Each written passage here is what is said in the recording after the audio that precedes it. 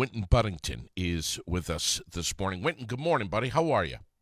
Morning, JD. I'm great today. It's a beautiful day. Man, Josiah was not able to make it kind of the last minute. You're the pinch hitter this morning.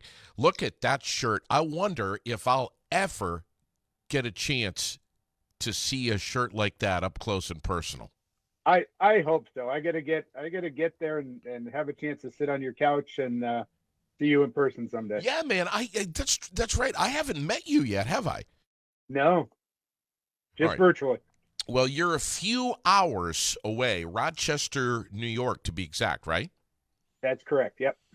Man, what's going on? Are things are things red hot over there in Rochester too, with all of the voting and discussions politically of what's happening over there? Yeah, it's I think it's everywhere. And it the biggest thing on the ballot in New York, we had a proposition for the Adirondack Park, um, to allow some development in the Adirondack Park for ski trails around Mount Van Hovenberg and things.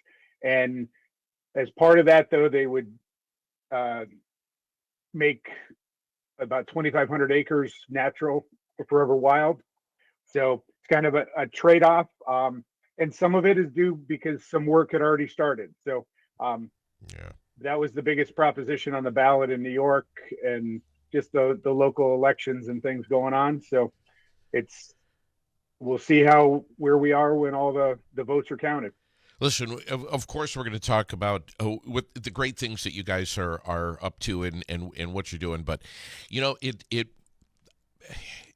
I'd be remiss if I didn't just say, and I just want to put this message out on the airways this morning. I was having a conversation with a friend just a few days ago. He was working on my truck and told me that he has lost a friend over some political differences that have been expressed on social media between the two. And I'm like, man, it's like how unfortunate, how divided we are. I have friends who are on the total opposite end of the political spectrum than I am, but we're still friends. At the end of the day, man, it's like if you don't share my belief system, um, is that really grounds for terminating a friendship, man? It's like, is there not more to life? This is so many of these discussions and decisions that involve politics, that involve taxes. Um, and I know, man, it's like there's a lot of stuff going on right now. Everybody's worked up. The government's still shut down, a historical event. And people are just getting like it's become personal now. If you don't share my belief system, you're hurting me. You're damaging me and my family. I mean, this is the Yeah, temperature. The temperature's red hot. You know that. yeah, and it's one of the things that in our the circle work that we do. It's one of the things we focus on is the power of circle is listening to each other and listening to each other's thoughts and ideas and experiences to understand each other, because we're all human, we all deserve dignity, and we can have different opinions, and that's okay. And that we learn from each other, and there's times I've learned from people, and my opinion on some things may have shifted because of those conversations. If you're But just my yeah, go ahead. and it's just, our we all have different experiences that lead to the perspectives that we have. Yeah. And when we understand, just because somebody has a different perspective doesn't mean they're right or wrong. It's just different. And that's, to me, the beauty of our system of government is to enable those conversations about different perspectives to take place. And that's one of the things I think we need to get back to, is having some of those substantive conversations about our whatever the topic is, whether it's healthcare or anything else. Um, Sure.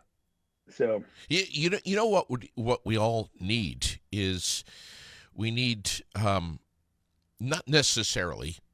Some of us need more friends. Some of us need maybe fewer friends, but better friends. We just need to be able to come together and have a conversation here, whether it's on social media or face to face. I mean, so many of us we hide behind our keyboards, and we just yeah, need to just take a freaking deep breath here, man.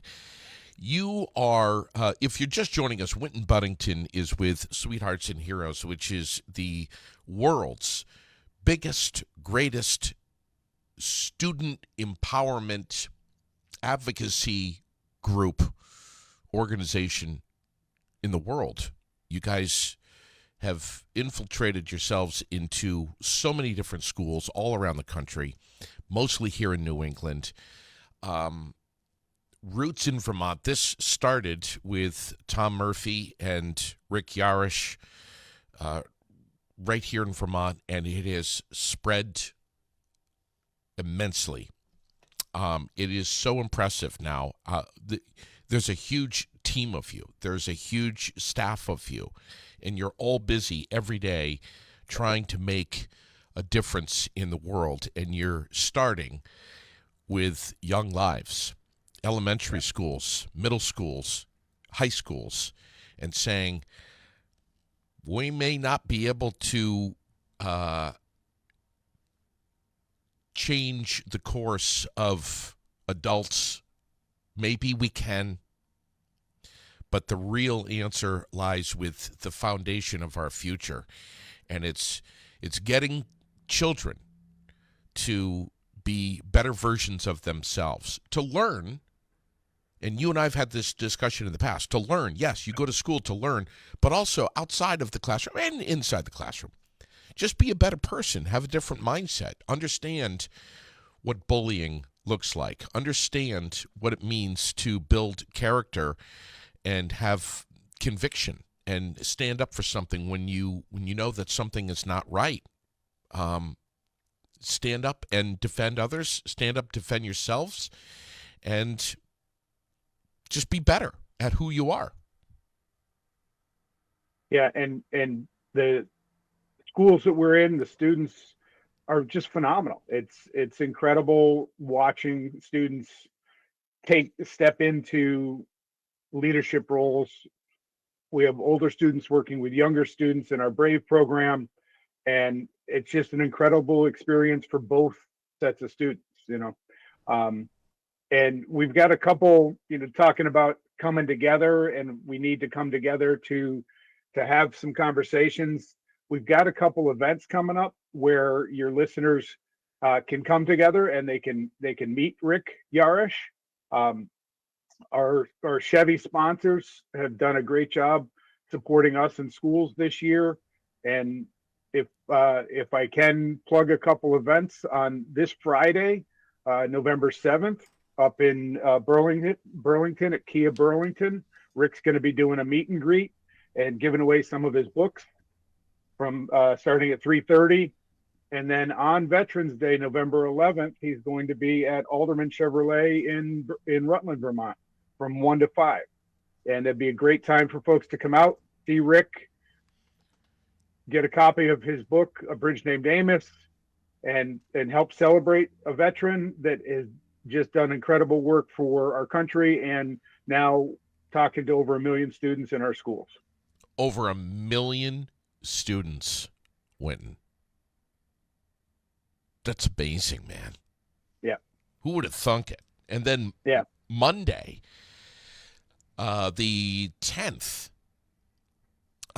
what's happening over in Danville? Monday, the 10th, Tom and Rick are presenting in Danville. And I think it's Littleton Chevrolet that's back in that one.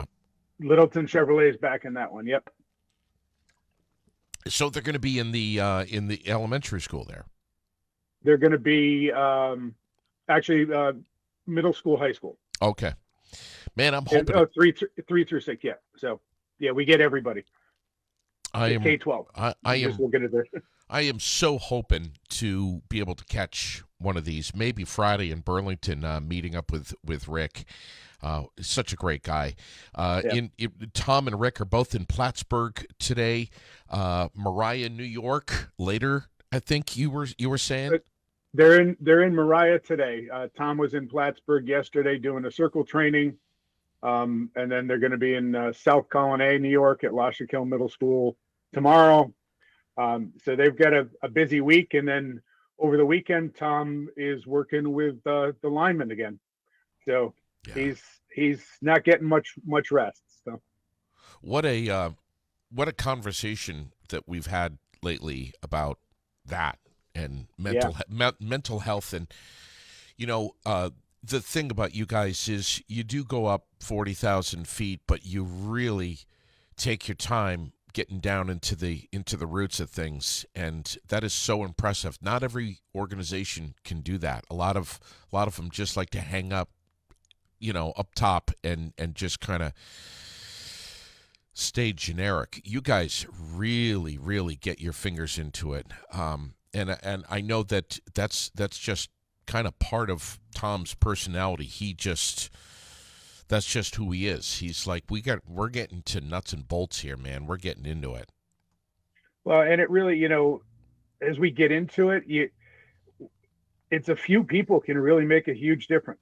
Whether it's for a school, whether it's for an organization like the linemen, you get a few students that have a little bit of training, a little bit of experience with us, and have the empowerment. They can really change and shape the culture positively for their school. Yeah. And that's really it. It takes getting down to digging in to do that. You can't just do it with a single presentation. That affects the individual. You make some individual changes. Students hear Rick's story, and it really changes their perspective about their own problems and challenges. But that's an individual change. To really change the culture is when we empower students through the circle work and the other programs that we have to really start to take control of their school climate and culture. Rick's going to be in here next Wednesday. Yeah. I believe in the studio. He may be remote. Not sure where he's going to be. I think he's going to be in the studio because he's coming. Awesome. He's at Alderman Chevrolet in Rutland on Tuesday, and then he's back in the Albany area at Academy of the Holy Names on Thursday. So I think he's planning to come into the studio. Rick Yarish, a veteran who almost died in Iraq when his Bradley was blown up, a roadside bomb, and he was his whole body was covered in diesel fuel and burned alive. And for a very long time, it was questionable whether or not he was going to make it. His whole body has been melted. His ears, his nose are gone. His fingers, but he survived, and he's, his message has always been. Man, physically, I was damaged, but I still have my heart and my soul, my passion, not only to love, but to be loved and to persevere, regardless of what challenges lie ahead of us. And man, if you think that the shit is not going to hit the fan in your life, you're wrong, because it's going to. And if it hasn't already, and if it has already, it's going to again. And you have to expect this, and it's how to have the right mindset to know ahead of time that you're going to be okay. And that part of that mindset that we talk to students and people about is what HOPE stands for us, which is hold on, possibilities exist. There it is. And that is so. Even in my own life, as I've faced challenges and things, I don't know what tomorrow is. Sure. And tomorrow, but there are possibilities that exist in the future. You know, when I was a middle school principal for 14 years and decided to retire, I didn't have a plan to work with Sweethearts and Heroes. That was something that just, it was a possibility that happened Yeah. after I had retired. Wow. And so, and when Tom called me up, I jumped at the chance because I had worked with him for about 7 years in my building and saw the impact on our climate and culture. But it wasn't something, when I made the decision to retire, it wasn't like I was retiring to work with Sweethearts and Heroes. So there are possibilities out there in the future that we don't know what's going to align for us. Um, Right. and we just have to know that those possibilities exist. Tom says that you were a middle school principal for the length of 14 years, which is crazy, and that's mostly the reason why you've lost all your hair, because you were just pulling it out by the clumpful. Is that true?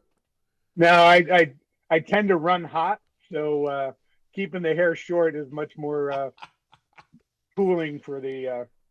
I know it's time to get my hair cut when I start getting a little warm. My Well, hair gets too long. listen, one of Tom's techniques with Sweethearts and Heroes has been, as you were just saying a little while ago, to bring students and faculty together and to sit down in a circle, which you don't even have to say another word. So many of us just hear that alone and we're like, whoa, I do not want to do that. I don't want to sit down and talk, and I definitely don't want to sit down in a circle where we can all see each other. Mm-hmm. Do I have to talk? Do you get that? Yeah, yeah. And one of our guidelines for Circle is we need good listeners. You don't have to talk. You can pass. You don't have to respond to the question.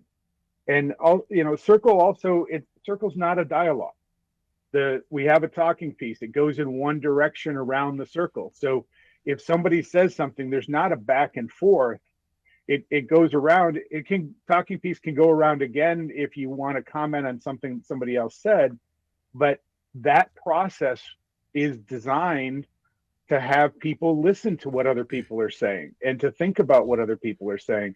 And in Circle, you go through a lot of self-regulated thinking. You're listening, you have a question, you're thinking about what you want to say, and you're thinking about how comfortable you are, how vulnerable you're willing to make yourself to share that information with this group.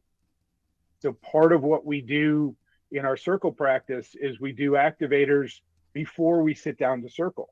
And the activators are activities that just get people moving, have them connecting, and start having them be a little bit vulnerable. When you're having fun or laughing or making an awkward movement, you start making yourself a little bit vulnerable. And then when you sit down in Circle, you're already at a place where you're a little bit more open to have some of that conversation and sharing. Is this the wonder questioning technique that I've heard you guys talk about? Well, our wonder questioning technique is built off of the question formulation technique research. And what it leads us, what we found is as we sat down in Circle and started doing circles, we were coming up with questions.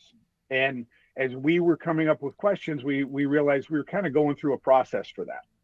And we said, well, as schools, we worked with schools and trained teachers to run Circle. They started working with kids on coming up with questions. And the two kind of merged together for us in our wonder question technique, which is just expanding kids' thinking, expanding people's thinking to just wonder and come up with thoughts and questions about a topic, an object, or something. So I know in your studio, you've got a beautiful red couch and it's got some ornate woodwork around it.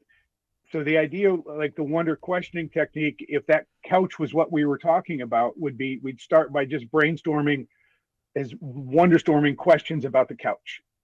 Who carved it? Who sat on it? What stories can it tell? All those kind of questions.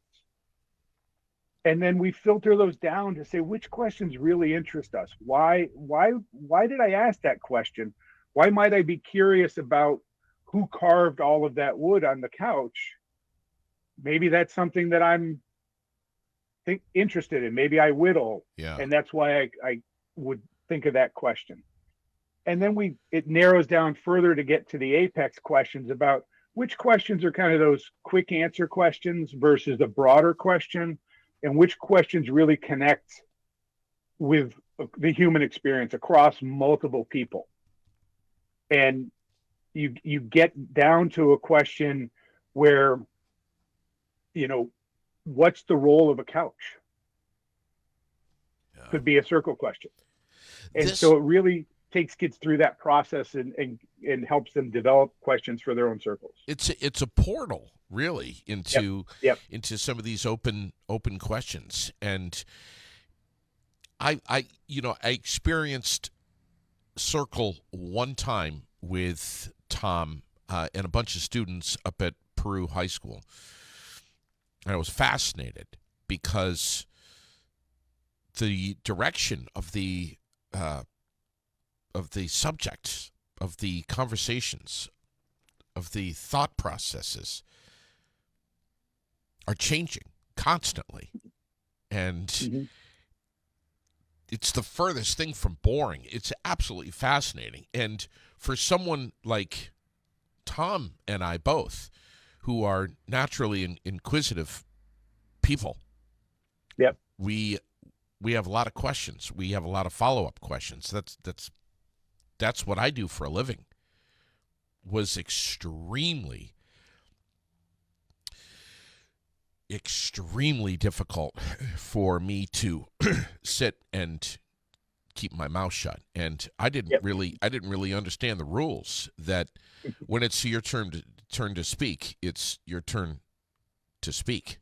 And if you're not speaking, you're listening. Yep. Which is very hard to do. And it's very hard to do right now. It's hard to do at home with our husband and wife and children, but it's also difficult to do with our neighbors, our friends, folks that might be strangers that are on social media who have vastly different political views and opinions about what is right and what is wrong and what's going to hurt us and what's going to be better for us. Wow, is it difficult to listen, Winton? Holy crap.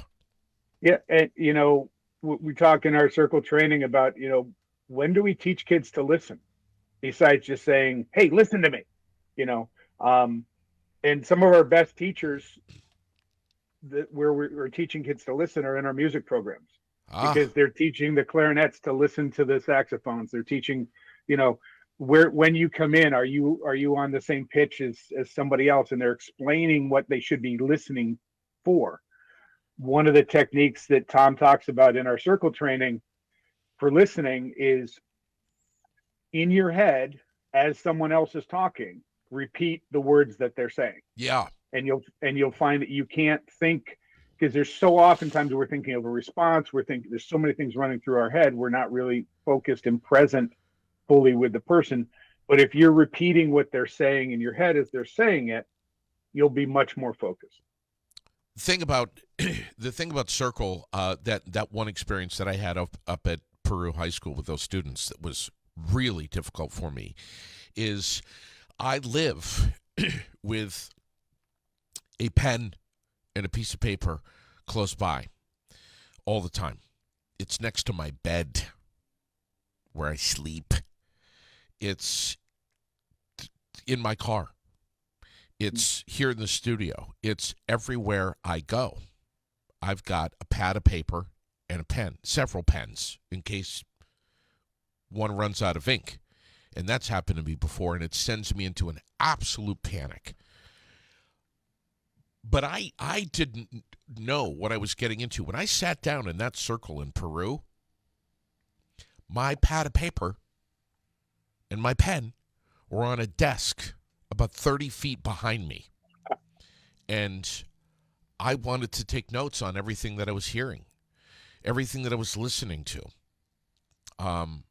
It's not easy, man. It's not easy. Um, It takes practice. Circle ooh, it's circle is a practice, and that's part of the you know the more you do circle, the the more you it the easier it becomes yeah. to follow that and be in that environment, and the more your connections you're making while you're there. And the students need to. There's a difference between hearing and listening. Hearing is biological. My wife keeps telling me that I have a huge hearing problem.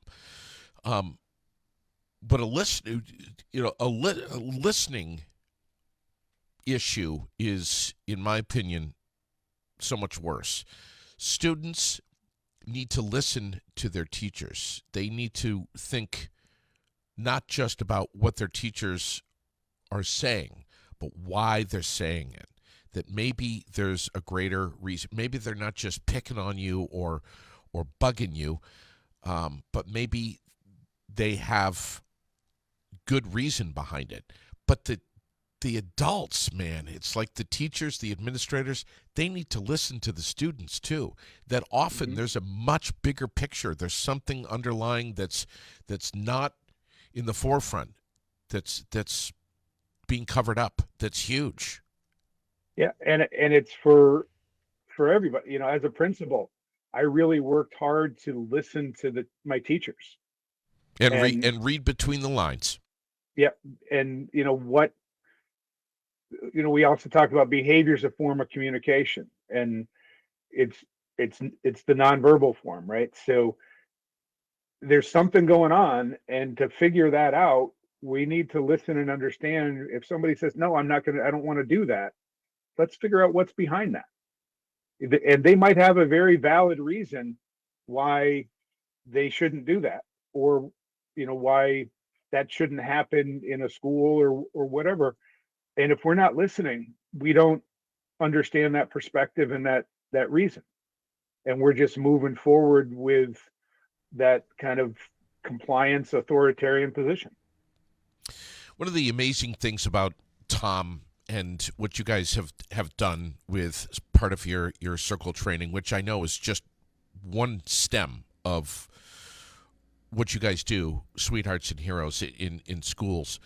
But when you're bringing people into a circle that certain faces would never be sitting in the same circle with each other and looking Mm-hmm. across at each other for lots of different reasons. Maybe they just flat out don't like each other. Maybe one's a geek, maybe one's a jock, whoever, whatever. Emo, Yeah, which and my kid is still teaching me about, but it gets people to like get be uncomfortable for a little bit, for a little while. Usually that kind of goes away soon, though. well, kids realize things that they haven't thought about. So if we've got the Thanksgiving holiday coming up, if you're in circle and you're talking about what's a tradition, something your family does at holiday time, whether it's Thanksgiving or Christmas or whatever, and two or three of those students you're talking about talk about something at grandma and grandpa's house, and they may never have really consciously thought about that person that they don't like has a grandma and grandpa too, and that they have a tradition, and maybe the tradition is the same. Maybe Yeah. they do the same thing or have the same, you know, and then all of a sudden their perspective about that person shifts just a little bit. It not doesn't mean they're going to become best friends automatically, but there's a little bit more of a connection there, that hey, this person isn't that different from me than I thought they were. Sure. And not only that, but when the circle um, splits up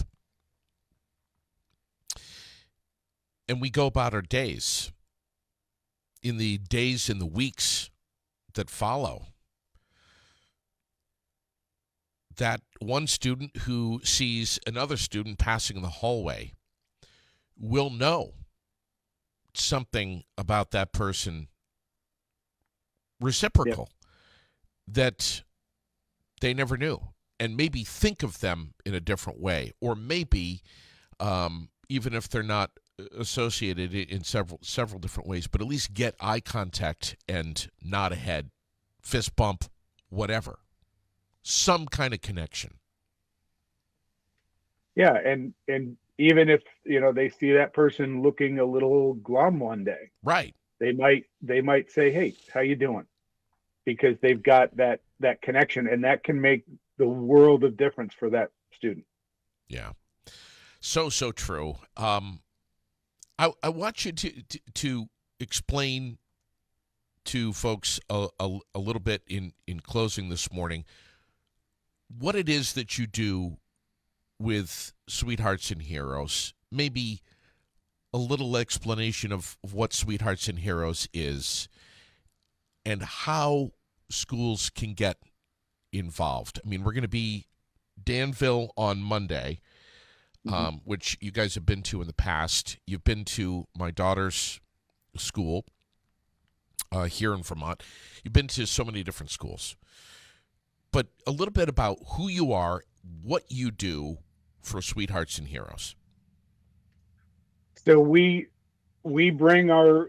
a student empathy empowerment group organization is how I describe it. We have we bring our message of hope, empathy, empowerment, and bystander activation to schools and to students and staff. And we do that through our presentations, our circle work. We've got a Brave program that older kids are working with younger kids. We've got a STEP program where we're training high school students to deliver our K2 and 3-5 presentations. We do circle training for teachers and students. We have a community ambassador program where we have one of our staff in a school on a regular basis helping with this work, uh, very frequent, whether weekly or every other week, monthly throughout the year.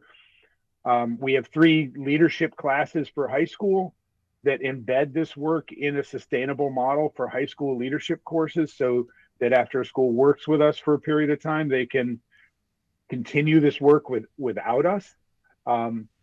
And our website is sweetheartsandheroes.com. And if you go on the website, you can see all the information. There's a contact form on there if you're interested in having us come in or want to talk to us about the programs and services we offer. Fill out the form, and that's part of my job is to get in touch and follow up. Or Tom will follow up with a school that submits a form, and then I'll follow up and we talk about more in depth of the programs. And then the other part of my role is to help schools with what does that look like? What's that implementation plan? And we have our Hope Classroom online resources on the Thrively platform, which is a strength-based social emotional platform that really helps with continuing the work. Once we're not there, we come in for a presentation. We know there's voltage drop. We know that was a great presentation. Everybody's excited, but when you get back to your regular routine, how do you keep that message going? That's where our Hope Classroom resources come in with our lessons and activities online that are the anticipatory set that leads into classroom conversations as well. So that whole package is what really we help schools with. And that's part of my job right now is I'm the director of outreach and logistics is my title, and it's to help people figure out what we have to offer and how we can integrate it with what they have going on in their school. What do you, I always love to ask this question. What do you say to a parent or a teacher, an administrator, anywhere that's listening this morning that hasn't yet discovered Sweethearts and Heroes and they haven't had them in the school yet? Let's talk is what I say. Let's figure out how we can work with you and what your school climate and culture needs and how we can help support that. There's no harm in a conversation, and we we're already booked up getting booked up through February now. Um, so our calendar's getting pretty full for this year. So as we have conversations starting now, we may be talking more about next year, and it Wow. takes a little while to locate financial resources and things for programs and services that we offer and through grants and things. So we're happy to work with people on that aspect as well. So Wow. what I would say is let's have a conversation. Give our listeners to close up this morning, Winton. Give our listeners a heads up on what to expect next Wednesday when Rick Yarish comes in here. Oh, um, tune in. I mean, Rick, I love just talking with Rick. He's funny. He's entertaining and incredible personality and just so inspiring with everything he's been through and the effort he's put in and everything he's overcome to to be a husband, a father, and a motivational speaker. He works with Tunnels to Towers. Just so many things that he does that um, he, he is one of my heroes, and just your audience is going to enjoy and be inspired by a great man. Yeah. Understatement. He really is something else, man. I can't wait. Winton, man, you bring the goods every time. I absolutely love Wednesdays, and I love having you guys on here. You bring so much positivity to my airwaves and to the ears of my listeners, my followers here at Aired Out. And I cannot thank you guys enough. Well, we appreciate it, and while we're the work we do for schools, we know that the messages and the things we're talking about, like hope standing for hold on possibilities exist, are good for everybody to hear, adults as well. And we appreciate the opportunity to talk with you and share that our messages with your listeners. Thank you so much, my brother. Have a fantastic rest of your day, bud. You too. Winton Buddington, Sweethearts and Heroes, here live this morning. The rest of my day is, well, it's going to be an interesting one. I'll tell you that. But I hope that some of what Winton was saying this morning will resonate with you throughout the rest of your day and the rest of your week and maybe beyond. Again, hop on sweetheartsandheroes.com. Today I'm going to be heading over to Optical Expressions. I'm wearing my Optical Expressions studio glasses so that I can see what the hell's going on right now. Will put these together. He made these for me, and they're wonderful. But they've got some deals going on right now in the month of November that I'm probably going to be taking them up on. Maybe some progressive lenses. It's very difficult for me to say bifocal. I cannot say bifocals. I won't say bifocals because if I do, then I sound like an old man. So I'm not going to say the word bifocal. I'll say progressive lenses. But anyway, I'll be over there at some point soon today having a look at some of the different. They got frames right now for $99 in the month of November. If you haven't been over to Optical Expressions, I also need to book an eye exam. You need to get over there Monday through Friday, 8 to 6 in their new location, the fourth floor of the Blanchard Block in Barrie. I say new location because they've been up at the Berlin Mall for a million years, but they've also been at the Blanchard Block now for quite a while. So if you haven't yet explored, hop in the elevator, press floor 4, and the doors open and you're right there in front of Optical Expressions.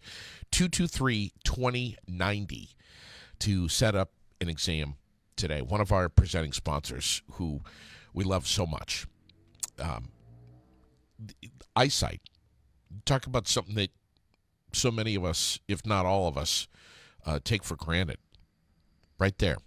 So You may see a new pair of specs on this old fella at some point. I don't know. Once again, River and Center Street closed between George Street and Frattini Place this morning. They've got traffic detours set up.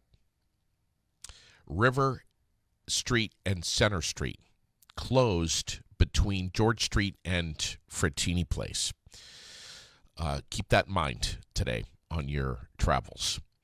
What's happening with the results of our local voting yesterday? We should get a better picture here very soon. I know the bond vote on the Central Vermont Career Center, we should have some results by Thursday. But there's a lot of work that needs to be done and some patience that we need to exercise in the meanwhile. So we'll be watching, we'll be listening, we'll be paying attention, not only to that proposal of a new career center, but also the new city garage and the housing project on Seminary Street here in Barrie. Paying attention, watching, listening, and yes, I will be in touch with Nicholas Storelli-Castro, our city manager, to get some more information. Okay, listen, please, deep breath today. Stay well. Take good care of yourself. Tomorrow, I know Bob Ross was in here last Thursday, causing a lot of problems. Tomorrow, G wants to do something that I'm not fully in support of. Frankly, a little nervous about. But we're going to have some fun.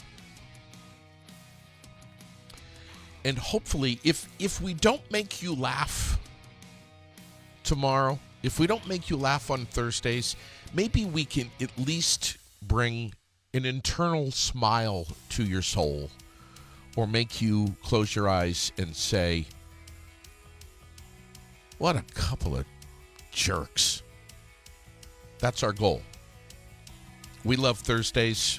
We hope you do too. It's coming tomorrow. I can hardly wait, even though I'm slightly nervous. Have a fantastic rest of your day, everybody, all right? Take good care. Be kind.